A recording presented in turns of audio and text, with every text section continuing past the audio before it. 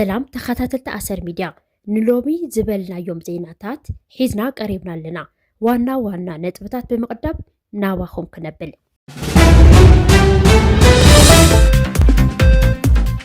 ግብፂ ኣብ ደገ ባሕሪ ንናይ ምርካብ ፃዕሪ ትዕንቅፋላ ክትብል ኢትዮጵያ ከሲሳ።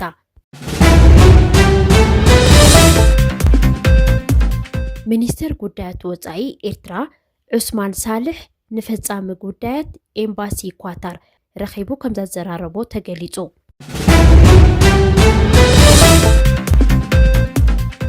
ፕሬዝዳንት ሃገረ ሱዳን አልቡርሃን ምስ ሕቡራት ኤምሬት ዓረብ ንምዝታይ ተሰማሚዑ እዩ ምባሉ ሱዳን ጉጉይ ወረ እዩ ኢላቶ።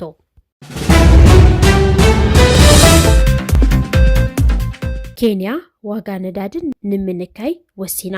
ኣብታ ሃገር ክካየድ ዝቐነየ ተቃውሞ ነቲ ምንካይ ምኽንያት ምዃኑ ተገሊጹ።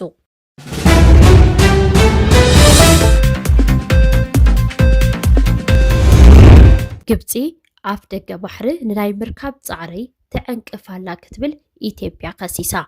ኢትዮጵያ ግብፂ ምስ ኤርትራ ስምምዕ መጓዓዝያ ባሕሪ ድሕሪ ምኽታማ ኣብ ቀይሕ ባሕሪ ቀጥታዊ ኣፍ ደገ ባሕሪ ንምርካብ ንዝግበር ዘሎ ፃዕርታት ሰላም ንምትዕንቃፍን ንምዝራግን ትንቀሳቐሳላ ክትብል ከሲሳ። ወሃቢ ቃል ሚኒስትሪ ጉዳያት ወፃኢ ኢትዮጵያ ኣምባሳደር ነቢያት ጌታቸው ኣብ ዝሃቦ ጋዜጣዊ መግለፂ እቲ ካብ ካይሮ ዝመፀ ዘይሃናፂ ውዲ ነቲ ኢትዮጵያ ብሰላማዊ መንገዲ ኣፍ ደገ ባሕሪ ንምርካብ ዘለዋ ድሌት ንምዕንቃፍን ኣቓልቦ ንምስራቅን ዝዓለመ ምዃኑ ገሊጹ። ኣምባሳደር ነቢያት ከም ዝገለጾ ፖሊሲታት ግብፂ ነቲ ኣብ ቀርኒ ኣፍሪቃ ዘሎ ምርግጋእ ንምዝራግ ዝዓለመ ታሪካዊ ድሕረ ባይታ ኣለዎ።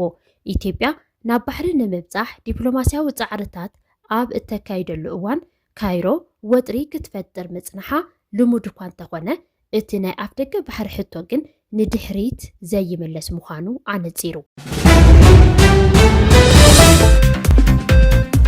ሚኒስትር ጉዳያት ወፃኢ ኤርትራ ዑስማን ሳልሕ ንፈጻሚ ጉዳያት ኤምባሲ ኳታር ኣብ ኤርትራ ኣምባሳደር ቃንም ቢን መሓመድ አልማዕዲድ ረኺቡ ከም ዘዘራረቦ ተገሊጹ። እቲ ዘተ ኣብ ኣስመራ ዝተኻየደ ኮይኑ ድሕሪ ነዊሕ ምንቁልቋል ዝምድና ክልቲአን ሃገራት ዝርአ ዘሎ ብምዃኑ ኣቓልቦ ስሒቡሎ። ዲፕሎማስያዊ ዝምድና ክልቲአን ሃገራት ኣብ 1996 ኣብ ዶሓ ኤምባሲ ሃገር ኤርትራ ብምኽፋት ዝጀመረ ኮይኑ ኳታር ብወገና ኣብ 2001 ኤምባሲ ኣብ ኣስመራ ብምኽፋት ነቲ ዝምድና ኣሕይላቶ። ካብ ሽዑት ሒዙ ድማ ክልቲአን ሃገራት ኣዝዩ ዕሙር ዝኾነ ዝምድና ከም ዝነበረን ዝፍለጥ ኮይኑ ኣብ ዝሓለፈ ኣስታት 10 ዓመታት ግና ዝምድንአን አንቆልቁሉ እዩ ጸኒሑ።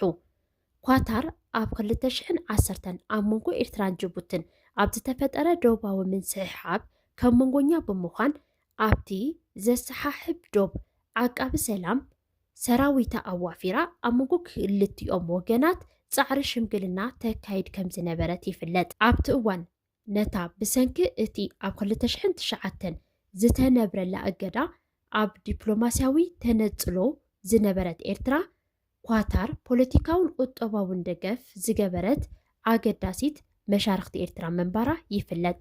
እንተኾነ እቲ ዝምድና ኣብ 2017 ድሕሪ ዘጋጠመ ቅልውላው ኣባል ሃገራት ብምትሕግጋዝ ወሽመጥ ዓረብ ጂሲሲ ስዑድ ዓረብ ኢማራት ባሕሬንን ግብፅን ኣብ ልዕሊ ኳታር እገዳ ምስ ገበራ እቲ ምስ ኤርትራ ዝነበረ ዝምድና እውን ተበላሽዩ።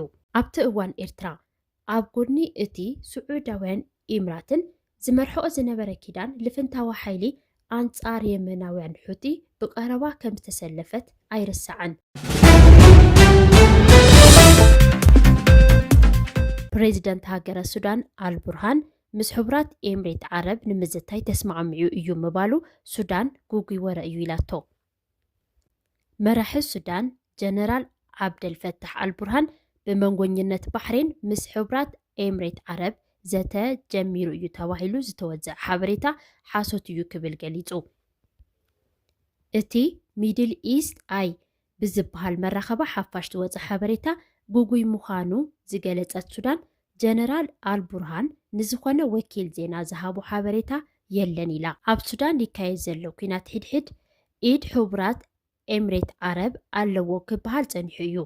ስዑድ ዓረብ ንጀነራል አልቡርሃን ትሕግዝ ኣላ እንትበሃል ሕቡራት ኤምሬት ዓረብ ድማ ንጀነራል መሓመድ ዳጋሎ ሄሚቲ ከም ትሕግዝ ይግለጽ። ኣብ ሱዳን ዘሎ ኩናት ሕድሕድ መፍትሒ ንምንዳይ ሃገረ ባህሬን ዘተ ንምግባር ጻዕሪ ጀሚራ ኣላ ንዝብል ሓበሬታ ስዒቡ እዩ ሱዳን ምስ አቡዳቢ ዘተ ክትጅምር እያ ምባሉ ኮይኑ ግን ሰበስልጣናት ሱዳን ኣብ ዝሃብዎ መልሲ እቲ ሓበሬታ ጌጋ ምዃኑ ገሊጾም።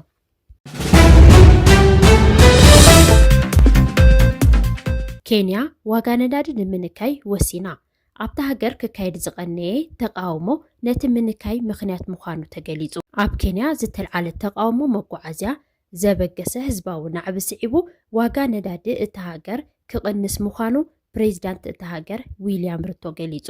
ኩናት ኣሜሪካን ኢራንን ዋጋ ነዳዲ ዓለም ንክንህር ከም ዝገበሮ ዝዝከር ኮይኑ ኬንያ እውን ነቲ ዓለም ለኻዊ ወሰኽ መሰረት ጌራ ዋጋ ነዳዲ ወሲኻ ነይራ እያ። ነቲ ወሰኽ ዋጋ ነዳዲ ስዒቡ ኣብ ኬንያ ናዕቢ ዝተልዓለ ኮይኑ ህይወት ጠፊኡን ንብረት ወዲሙን እዩ። በቲ ህዝባዊ ዓመፅ ዝተልዓለ ድማ ዋጋ ነዳዲ እቲ ሃገር ብ700 ክንኪ ፕሬዚዳንት ሩቶ ኣዚዙሎ።